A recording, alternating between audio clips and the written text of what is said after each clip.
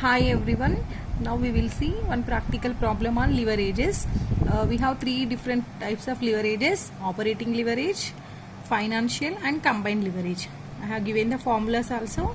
For operating leverage we have a formula that is contribution by EBIT, that is earning before interest and tax. For financial leverage, EBIT by EBT. So here EBT means earning before interest and after tax. Next, combined leverage. So here combined leverage, we will get this combined leverage while simply multiplying the operating leverage and financial leverage. Otherwise we can calculate while using this formula also, that is contribution by earning before tax. And we have a problem. For the same problem we do all these three types of leverages.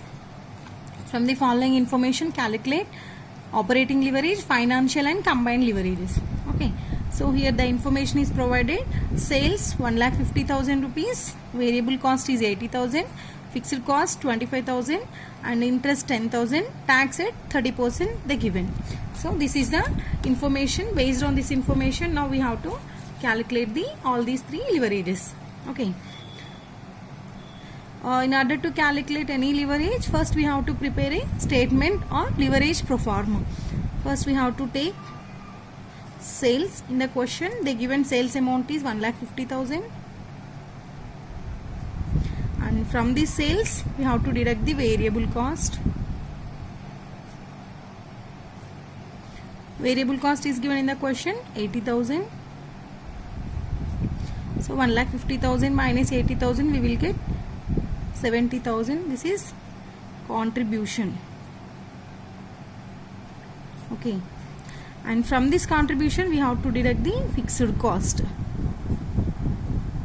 Fixed cost is available in the question, that is 25,000. So 70,000 minus 25,000 we will get 45,000. This is EBIT, earnings before interest and tax, 45,000. So in this question they given interest and tax also. We have to do these transactions also. Minus interest, how much? 10,000 rupees. 45,000 minus 10,000 will get 35,000 rupees as EBT, earnings before tax. Before tax but after interest. Already we deducted the interest over here. And next, from this EBT we have to deduct the tax. Tax they given 30%. So 35,000 into 30% will get 10,500. So 35,000 minus 10,500 will get 24,500 rupees. This is EAT, or we can call it as PAT, profit after tax, or earning after tax and after interest. Now we simply we have all the data in order to calculate the operating, financial and combined leverages. So here we have contribution and EBIT. Contribution and EBIT will be there, and EBT and operating leverage, that we will get while doing the calculations. Now simply we are substituting the values into the formulas. First one is degree of operating leverage. The formula is contribution by EBIT. So here contribution 70,000 rupees by EBIT we have 45,000. Okay, next, degree of financial leverage, DFL, is equals to, formula is EBIT by EBT.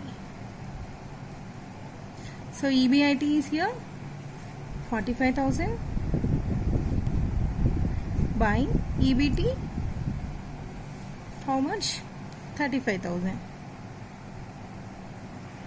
Next, degree of combined leverage, degree of operating leverage into degree of financial leverage.